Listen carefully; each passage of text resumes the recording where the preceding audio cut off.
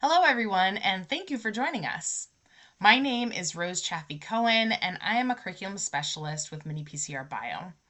I'm here today to walk you through our best-selling DNA gel electrophoresis lab, the Sickle Cell Genetics Lab, Diagnosing Baby Marie. In 2025, we released a new curriculum for this activity, so I'm excited to share that with all of you. First, I want to start with some introductions. At miniPCR Bio, our goal is to make biotechnology more accessible to everyone, especially teachers and students. Because our equipment is durable, portable, and most importantly, affordable, it makes it useful for a number of different applications.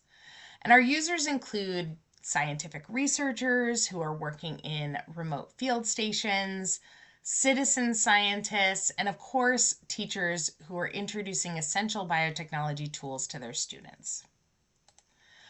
Our curriculum team is a group of scientists and educators who are all passionate about making biotechnology accessible for you.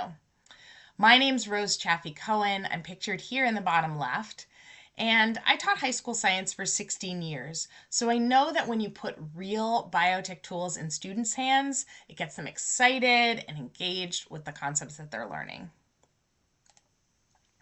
In addition to equipment, miniPCR Bio offers innovative lab activities to give students hands-on experience with biotech so that teachers can show their students how those tools can be used to solve real-world problems.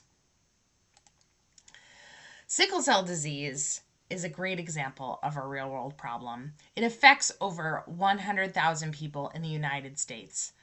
And when it was first discovered in 1910, it was truly a life-threatening disease. It took many decades for scientists to understand the disease and develop even basic treatments. And even now, people with sickle cell disease still endure painful symptoms. But today we have a gene therapy that can actually cure the disease. And while the story of sickle cell is remarkable, the science behind the disease is easy to grasp, making it a great example you can use to get students excited about molecular biology and human diseases. Hopefully we've piqued your interest in the story of sickle cell disease. I also want to share that this lab invites students to explore a scenario involving genetic testing for sickle cell disease. And this lab is rich with a variety of topics you can use in the classroom. So using DNA gel electrophoresis, students learn how inherited diseases can be diagnosed. Along the way, they see how mutations can lead to changes in the structure and function of hemoglobin. They then track this inherited disease using Punnett squares and pedigrees. And the curriculum also includes a variety of extension activities that allow you to dive deeper into these concepts with your students. As I mentioned, this is one of our most popular labs, and we have teachers running it in many different courses like Intro Bio, AP Bio, Biotechnology, and Health Science courses. So in this lab scenario, we introduce a family of 4, including baby Marie, whose infant screening suggests she may have sickle cell disease. Students are tasked with using gel electrophoresis to test all 4 family members for the sickle cell disease mutation.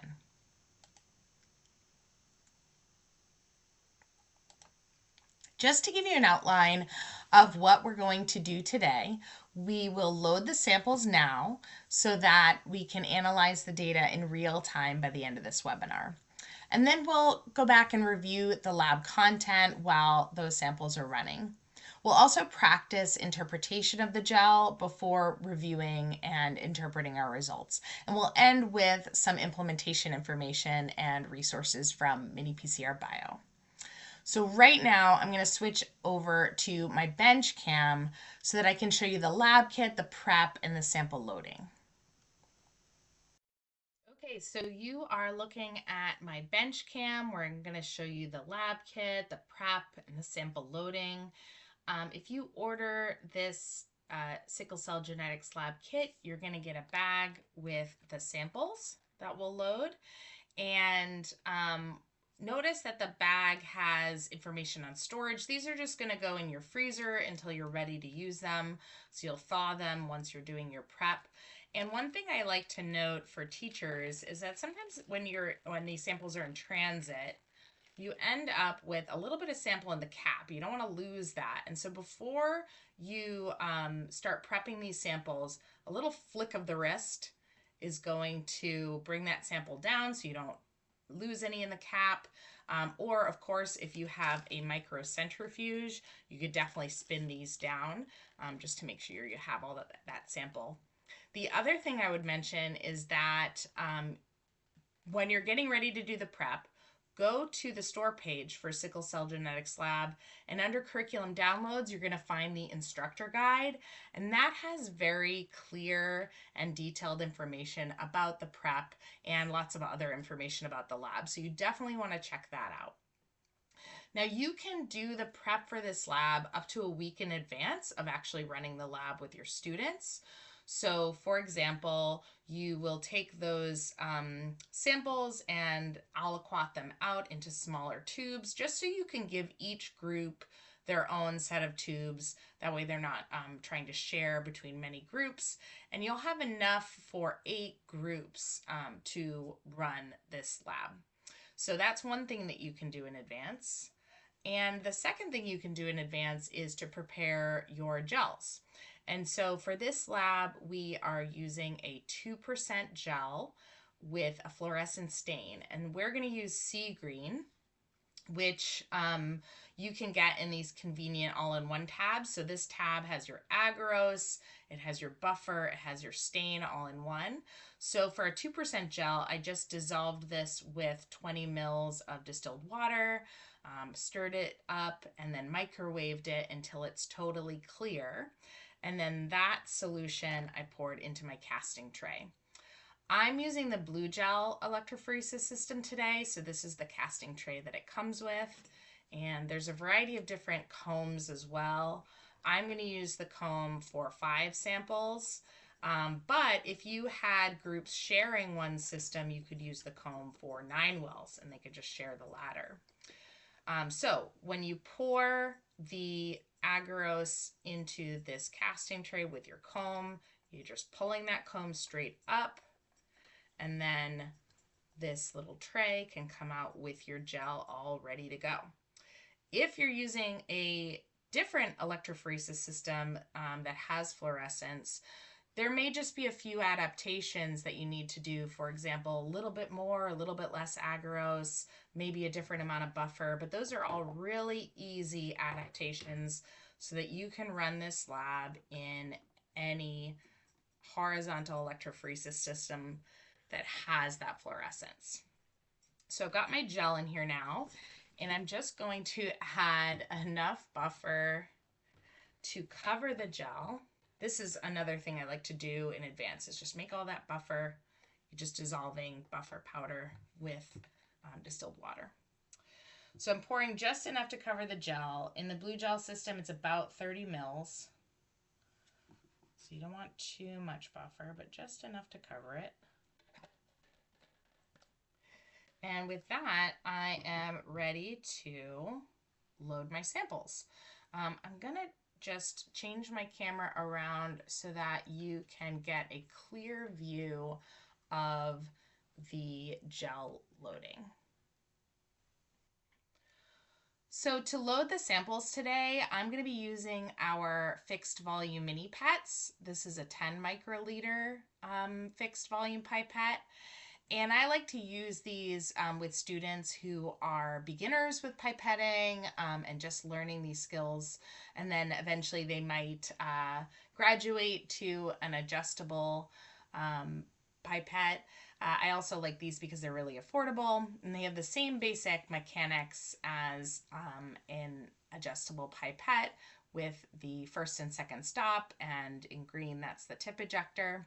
So I encourage my students, especially as they're learning, to make sure they are changing their tip with each sample to avoid cross-contamination. And so just as a reminder, if you need a refresher on pipetting, We are going to load 10 microliters of each of these samples, starting with the DNA ladder. So to draw that sample up, we're going to press this to the first point of resistance. That's the first stop. Notice if you keep going, there's a second point of resistance.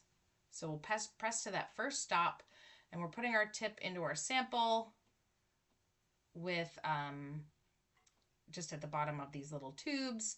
I'm going to let go, and now I have my sample right in my tip. And so to load, I'm going to direct that tip wherever I want it to go. I'm going to go into the first well. I'm stabilizing my arm against the table, which you can't see.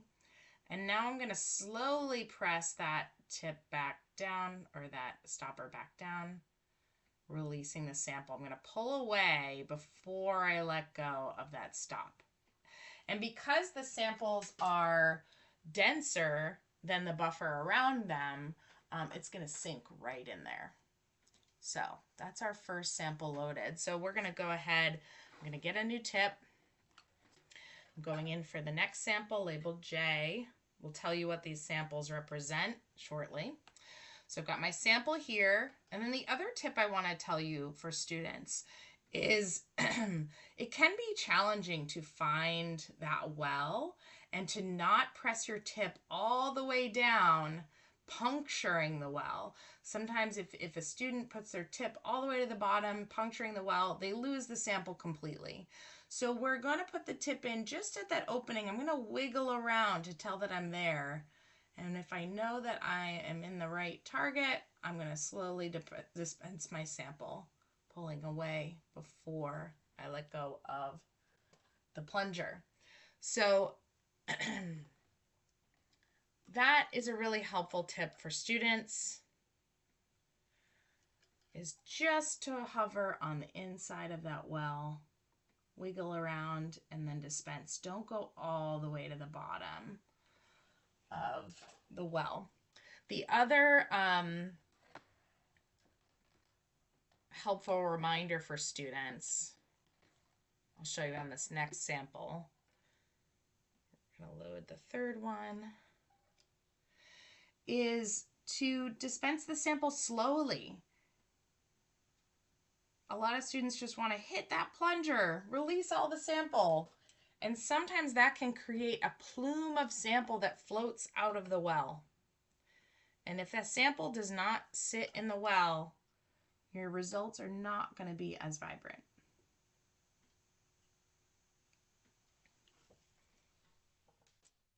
Actually have space for 6, but we only need 5 here. 1 for the ladder and 4 for our other samples. Okay, so with that, our samples are ready to run. I'm going to put the lid on for my blue gel. And all I need to do is to press the power button. This green light should stay on. That indicates that power is running through the entire circuit. And then when I'm ready to visualize, I'll use this blue light. Sometimes students do like to capture the migration of the bands throughout, and they can do that by putting on this silicone fold-of-view lid, pressing that blue illumination light, and then putting their phone here to focus on the bands. You can get a really nice time lapse that way of the results. But if they're not doing that, I usually leave the light off just to preserve the stain as much as possible. All right, so we are ready to talk about the background of this lab and what those samples represent. All right, so we have all of our samples loaded, our ladder and our 4 family member samples, and we're going to let them run for about 20 minutes. And while that's happening, we can look at all the topics you can use to teach this hands-on lab. So the Sickle Cell Genetics Lab connects essential topics from across the biology curriculum, and we use sickle cell disease as the phenomenon. So topics include things like cell structure and function, protein structure and function. You can touch upon inheritance, genotype and phenotype, and even evolution and natural selection in humans. And I would definitely tie in biotechnologies such as CRISPR when learning about modern treatments for sickle cell disease. Right now, I'm going to walk you through the background information presented to students in the lab guide in order to show you how the content is a great way to teach these core biology concepts. The student lab guide that includes this content can be downloaded for free from the store page for this lab on minipcr.com. And you're going to find other resources there as well, like the teaching slides that are similar to those that I'm using today. So as a science teacher, I'm always looking for examples that reinforce the connection between structure and function. Red blood cells provide a really great example of this for students. So here we see normal red blood cells that have that flexible disc shape, which allows them to travel freely through arteries, veins, capillaries in the body. And that's because the shape allows them to bend and squish into those small spaces as they move within those blood vessels. And red blood cells also have a lot of surface area, and this is something that aids in gas exchange. In comparison, sickled red blood cells lose that disc shape. They're more crescent shaped, and they also lose some of their surface area. They become stiff, and because of these qualities, they get stuck and they can cause blockages in the capillaries. And this is what causes a sickle cell crisis for patients. Blood cannot move through narrow vessels as effectively, and it leads to a lack of oxygen in some tissue. Again, this emphasizes how cell structure is related to its function and how a structural change can cause problems. But what is it that leads to this sickled shape that we've highlighted here? For this, we can look more closely at protein structure and function, another key concept in biology. And it's a defect in the protein hemoglobin that's within red blood cells that causes sickle cell disease. Hemoglobin is an essential protein, and it helps transport oxygen via red blood cells. Hemoglobin is a tetramer. It's composed of 2 alpha and 2 beta subunits. And the change in protein structure is due to a single amino acid mutation that's in the beta subunit. So let's look at some visuals to reinforce the structure change to our hemoglobin protein. Normal hemoglobin molecules do not stick together. They don't stick to each other, rather. And within the red blood cell, we can find hemoglobin free-floating in the cytoplasm of the cell. In mutated hemoglobin, there's a mutation in that beta subunit, remember, and that leads to hemoglobin forming long strands. This is actually what causes the red blood cells themselves to sickle. Now remember, it was a mutation in a single amino acid that altered the structure of this protein and in turn disrupted its function and the function of red blood cells themselves. Later, I'm going to highlight an extension that will allow you to look at the mutation in the DNA sequence that led to this cascade of changes. So this lab also provides a great opportunity to emphasize basic inheritance. And I'd likely use this scenario as an opportunity to apply what students have learned about predicting genotype and phenotype using Punnett squares. So I want to show you an example from the lab. Now, the beta globin gene has 2 alleles relevant to sickle cell disease. It's traditional to use A and S to represent these alleles, where A is used for the normal allele and S is the symbol for the sickle allele. Now, sickle cell disease follows a recessive inheritance pattern. So, in order for an individual to inherit the disease, they must have a genotype of SS. This also means that they must have 2 parents who have at least 1 copy of the sickle cell allele.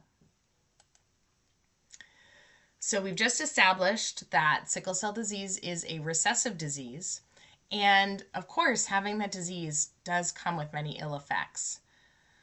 Traditionally, heterozygous individuals are described as having sickle cell trait, And while they don't have the severe impacts of sickle cell disease, they do have to be mindful of their status, and many have negative symptoms under certain conditions like high altitude or extreme exertion.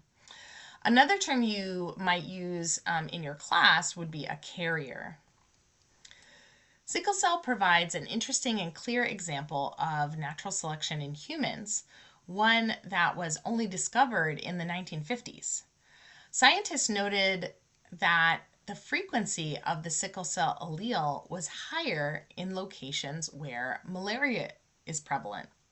And that's something students can infer by comparing the overlap in these two maps. This is a really interesting example of how an allele that is associated with a harmful trait, like sickle cell disease, may not be eliminated by natural selection. In this case, even though sickle cell disease is harmful, carrying the sickle cell allele provides some protection against severe cases of malaria, which in itself can be lethal. This is what's called heterozygous advantage. Individuals with 2 copies of the sickle cell allele have sickle cell disease. This is harmful. Individuals with 2 copies of the normal beta globin allele are at risk for severe cases of malaria. That can be deadly. But heterozygous individuals with 1 copy of the sickle cell allele have some protection against severe cases of malaria, and they also don't suffer the serious effects of sickle cell disease. In areas where malaria is prevalent, there's a selective pressure for the sickle cell allele to remain in the population, which is why familial background is a risk factor for sickle cell disease. Many people associate higher frequencies of the sickle cell allele with sub-Saharan Africa, but a closer look at the map also shows that sickle cell allele is found in higher frequencies in the Middle East, in India, and in some parts of the Mediterranean.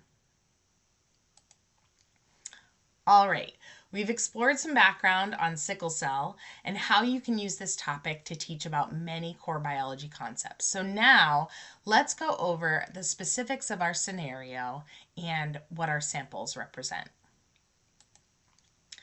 The lab background includes patient information about risk factors related to sickle cell. We just looked at the prevalence of the sickle cell allele in certain regions of the world. Marie's mother, Jacqueline, is of African descent, which is a risk factor for carrying the sickle cell allele. Marie's father, Kumar, is of Indian descent, so he also has a higher risk of carrying the sickle cell allele. Marie's brother, Louis, has not shown any signs of sickle cell in his own infant screenings, whereas Marie has, and that's what brought the whole family in for further testing. This lab also introduces basic pedigrees to track inheritance through multiple generations. No one in Marie's immediate family has sickle cell disease. We know this because if they did, they would have certainly been symptomatic by this time. However, her parents could be carriers for the allele. Since the DNA mutation that causes sickle cell is known, we'll use genetic testing to diagnose Marie and determine whether she has sickle cell disease.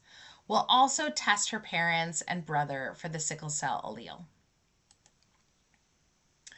To elaborate on our DNA testing, the mutation for sickle cell is a single nucleotide polymorphism, or SNP for short. So here you can see an A is substituted for a T. While we could sequence their entire sickle cell gene, that's not a classroom-friendly way to determine if they carry this mutation. And so we're going to rely on other biotechnology methods to detect this difference.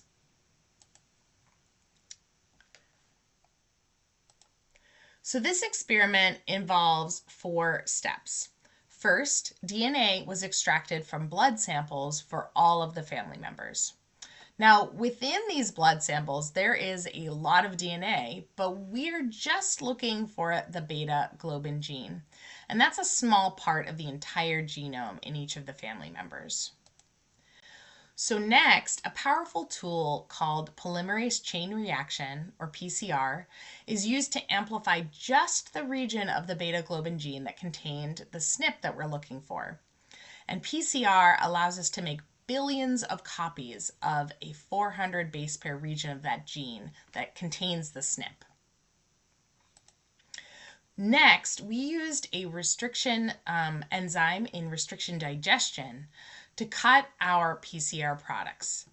This will allow us to differentiate between our normal and our sickle cell alleles. I'm going to show you how that works in just a moment. So finally, the genotypes of each individual can be determined by running the samples on a gel. So everything except for the gel electrophoresis has been done to the samples when you receive them. And students would only complete the gel electrophoresis that you already saw me start.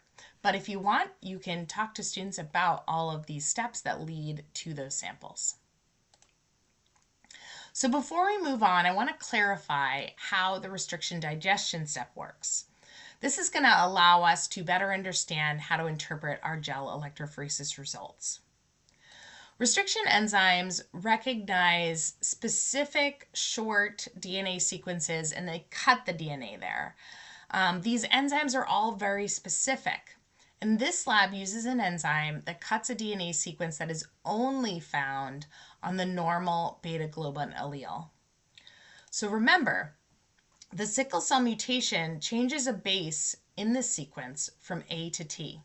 And that is enough for the restriction enzyme to not cut the mutated beta globin allele.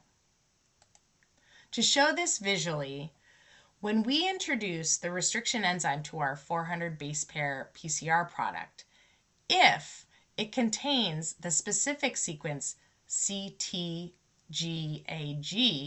found in the normal beta globin allele, the enzyme is going to recognize it and make a cut. The results in a 150 base pair piece and a 250 base pair piece.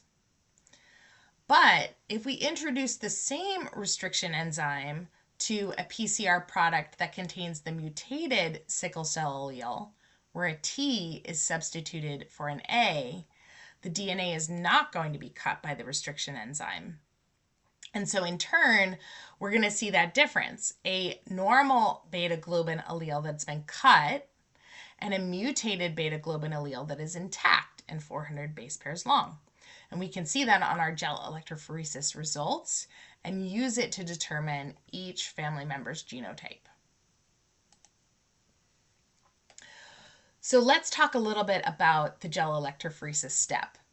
Gels are commonly made using agarose, which is a sugar from seaweed. And at the microscopic level, the agarose forms a web, which you're seeing on the left side picture. It acts like a size filter where some of the molecules can move through this filter easier than others.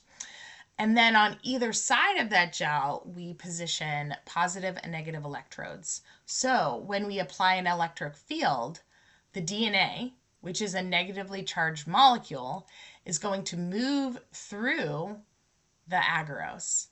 And during that process, the smaller pieces of DNA have an easier time moving through the web, and they're going to travel farther in the same amount of time, while the longer pieces of DNA are going to get caught up in the web, and they're going to travel less far in the same amount of time.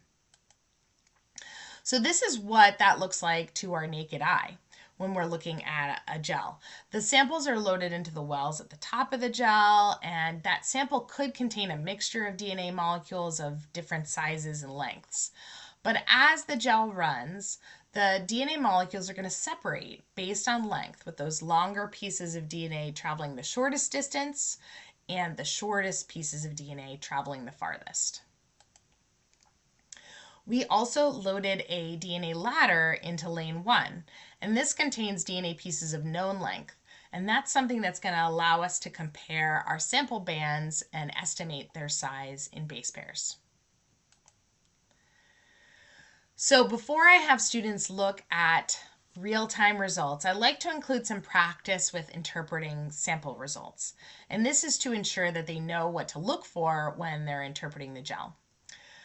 You can get answers to these questions and all of the critical thinking and claim evidence reason questions from the lab guide by emailing answers@minipcr.com, where we will confirm that you are an instructor, and then we'll send them back to you.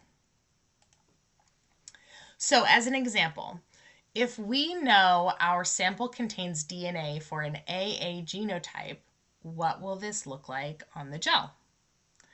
Well, since the normal beta globin allele is cut by a restriction enzyme, we will have two pieces of DNA, and we're going to see two bands on the gel where the 150 base pair bands travel farther than the 250 base pair bands. Now, if we're testing DNA for an SS genotype, this sickle cell allele was not cut, so we will see only one DNA band that is 400 base pairs long. At this point, I do like to remind students that even though this individual has two alleles, the DNA is all the same length, so it's all going to travel together, forming one band. Lastly, what is the DNA for an AS genotype going to look like on the gel? So here we are going to have three bands. Two are from the normal beta globin allele that was cut into 250 and 150 base pair pieces, and one is from the uncut mutated sickle cell allele that was 400 base pairs long. So now we are ready to look at our real results. And so I'm going to switch over to the bench cam for that. I've dimmed the lights in my office. You would probably do this in your classroom, but of course you could also use the fold of view just to maximize the brightness by eliminating any extra ambient light. But as I turn on this blue light, you're going to see it's still pretty vibrant just by dimming the light in the room. And these results represent a 20-minute run for this lab. I'm going to zoom in on those results. If I were to continue running these samples, that would just increase the separation. This ladder would spread out a bit. But I started to see results in this gel in just 15 minutes. I could start to do interpretation, which is one of the great things about this lab. You can really fit it into just a 45-minute class period if you want. So let's talk about what these results mean. Let's interpret them. All right, we are ready to diagnose the members of Marie's family. So first, we can see that Jacqueline has three bands, a 400 base pair band from the sickle cell allele and two bands, 250 and 150 base pairs long, from the normal beta globin allele that was cut by a restriction enzyme. And so with this information, we can determine that her genotype is AS, and her phenotype is that she has sickle cell trait, since she has one copy of the sickle cell allele. Now, Kumar has the same band pattern, which means that he has both the sickle cell allele and a normal beta globin allele. And that also means that his genotype is AS and he has sickle cell trait. Lewis has two bands. He's got the 250 base pair and 150 base pair bands. And these are both from the normal beta globin allele. So that means he has an AA genotype and he's going to be unaffected. So lastly, we have Marie. Her results only have one band from the 400 base pair sickle cell allele. So she's inherited this allele from each of her parents. Her genotype is going to be SS, and she's officially diagnosed with sickle cell disease. Remember, according to the CDC, about 100,000 people in the United States are living with sickle cell disease. So what does treatment look like for someone like baby Marie? Because kids with sickle cell disease are prone to infections, antibiotics may be given, and other medications may be used to mitigate the symptoms of sickle cell disease. Traditionally, bone marrow transplants have also been performed to aid in the production of unaffected red blood cells, effectively curing sickle cell disease. However, finding a donor match can be quite difficult. Now, a huge breakthrough that your students may have heard about are CRISPR-Cas gene therapies that allow patients to produce unaffected red blood cells. It's an amazing breakthrough that has the potential to help lots of people living with sickle cell disease, and this is a really positive outcome that you can share to show your students the arc of the sickle cell disease story. We also have a great extension to explore genome editing using CRISPR-Cas, where you can see how it has been applied to treat sickle cell disease. This activity includes a paper model demonstrating how the first FDA-approved CRISPR gene therapy for sickle cell disease works. Students are provided with a comprehensive background on these topics, and they can see how this therapy actually edits the patient's DNA. We have two other extension activities included with this curriculum. The second listed here provides students with a partial DNA coding sequence for the normal beta globin allele and the sickle cell allele. Students use this sequence to determine the mRNA sequence and then the amino acid sequence in order to see how a single nucleotide change can affect a protein like hemoglobin's function. And the last extension that we have allows students to practice Hardy-Weinberg calculations using real-world data on the beta globin allele frequencies. So this is a great application of a key AP biology topic. So as you've seen, this lab is great for introducing inheritance, human disease, how mutations can alter structure and function of proteins. And all of this is wrapped up in an easy to prep and run gel electrophoresis lab, which can be a springboard to more advanced topics covered in the extension activities I showed you. If you'd like to try this lab out for yourself, you can purchase the lab kit for $67, and this is going to be enough reagents for 8 lab groups to run this lab. You do need a gel electrophoresis system with fluorescence visualization and a micropipette. But the only prep you need to do is making gels, dispensing some samples, and the core lab that I showed you can be completed in a 45-minute class period with just 15 or 20 minutes needed to run that gel. I always recommend that teachers start by checking out the free curricular resources on miniPCR.com. On the store page for this lab, you can find the full lab guides, teaching slides.